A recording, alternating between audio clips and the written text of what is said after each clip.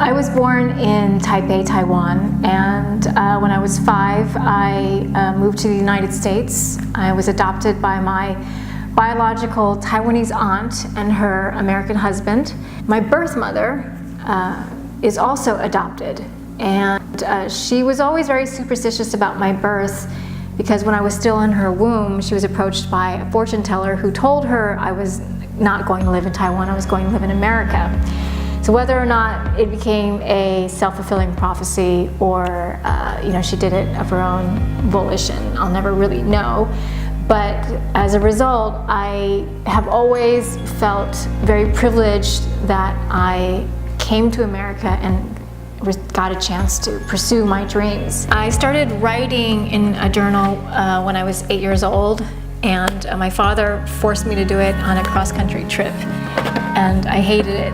But then I really learned to love it, and I've always kept journals since then. And I've always liked telling stories from a very sort of personal point of view, and that was the origin of my very first solo show. My siblings, my birth family, I know them, and I know they've all had very challenging lives, and they've all had to live practical lives.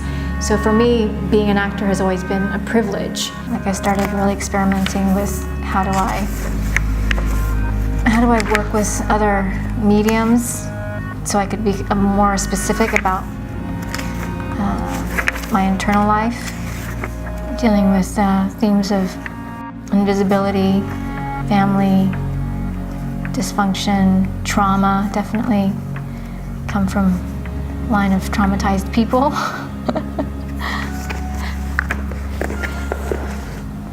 I don't see acting as just simply about my work as an actor. I really see it as how I approach my life as an artist. Because my point of origin has always been sort of an interesting beginning for me, and I come from a long line of women who have been culturally and socially displaced.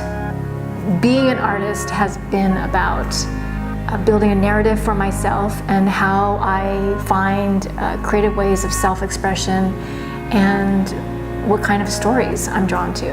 I have always been interested in identity and how do you build a narrative for yourself. And I think I've done that through writing, through acting, and I think that's why I've always been drawn to storytelling.